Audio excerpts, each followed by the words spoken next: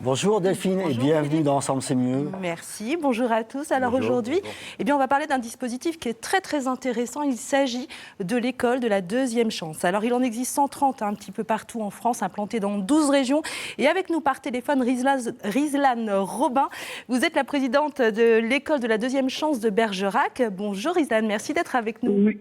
Bonjour, bonjour de Bergerac. Alors il faut que vous nous expliquiez de quoi il s'agit.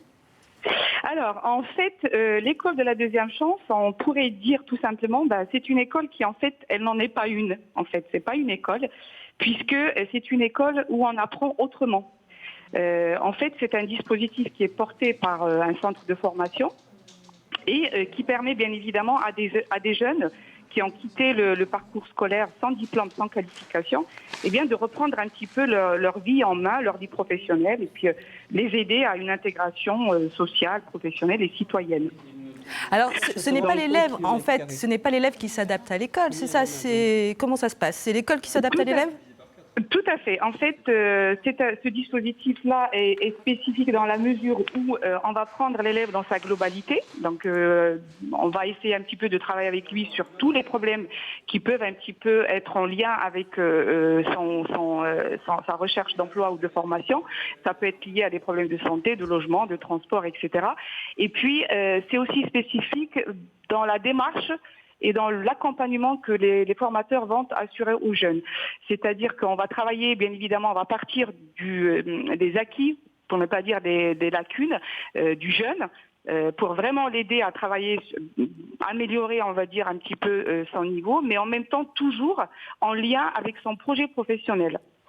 Donc c'est vraiment un accompagnement individualisé, spécifique à chaque jeune en fonction de son niveau, de ses compétences, mais toujours en lien avec un projet professionnel, puisque l'objectif de cet accompagnement, de ce dispositif, c'est bien évidemment de permettre aux jeunes, au final, d'accéder soit à une formation qualifiante, soit directement accéder à un emploi. Alors Rizlane, est-ce qu'on peut passer tous les diplômes? Quel diplôme on peut passer dans l'école de la deuxième chance?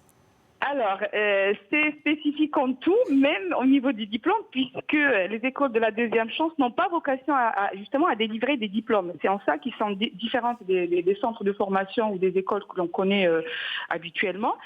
Mais on va établir, à la fin de l'accompagnement du jeune, on va établir une attestation de compétences acquises, qui n'est rien d'autre qu'un classeur, un portefeuille de compétences dans lequel le jeune va recenser un petit peu les vraies compétences avec les vraies expériences qu'il a pu obtenir, soit à travers la remise à niveau dans le centre sur des matières telles que les maths, le français, etc., ou alors à travers une mise en situation réelle d'emploi dans une entreprise avec soit des stages, soit des périodes de découverte, de métiers, etc. Donc, c'est vraiment une attestation de compétences, mais compétences acquises avec un vrai CV, une vraie compétence, une vraie expérience.